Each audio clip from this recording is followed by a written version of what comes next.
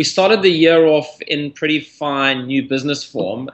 We picked up the Metropolitan business in January, so it gave us quite a bit of confidence going into the 12-month period. New business was a little bit of a focus for us after having had two, what I would say are exceptionally good creative years in 2012 and 2013.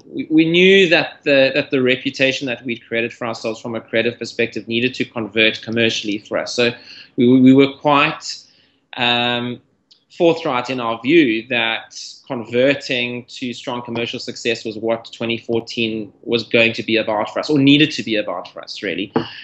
So we got Metropolitan under the belt quite early. Shortly after that, Gillian Rightford gave us a call about engaging in the Allan Gray pitch, and that for us was like manna from heaven. It really was. Picking that up in April again really gave us a huge amount of confidence, and pretty much at the same time as that, we started engaging with Pearson Education down here in Cape Town. An amazing company doing absolutely amazing things, and again we were fortunate to pick that up. So the first 4 or 5 months of the year really started in tremendous fashion, and the remaining 6-7 months really was about how do we absorb these new pieces of business, and how do we ensure that we continue to deliver the quality of work that they were certainly expecting of us, given the reputation that we had developed over the course of those couple of years.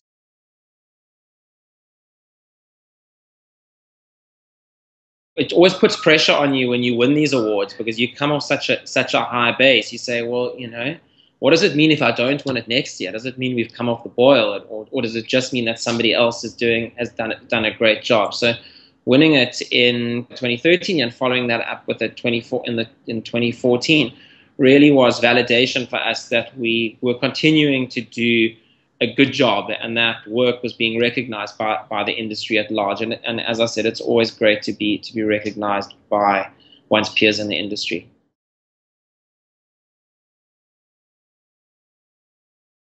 For us is really, how do we sustain that strong commercial growth?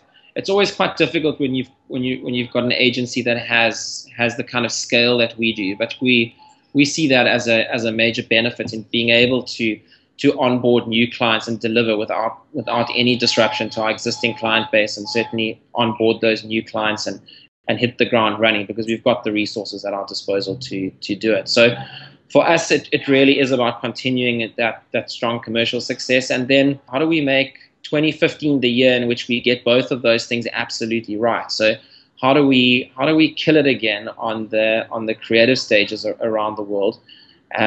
Because we're notoriously tough on ourselves, and 2014, despite the fact that when the reckoning is done and when we look at the Creative Circle tally going into ad of the year, I think we're still sitting at number 1 or number 2. But in ourselves, we know that it wasn't our finest year.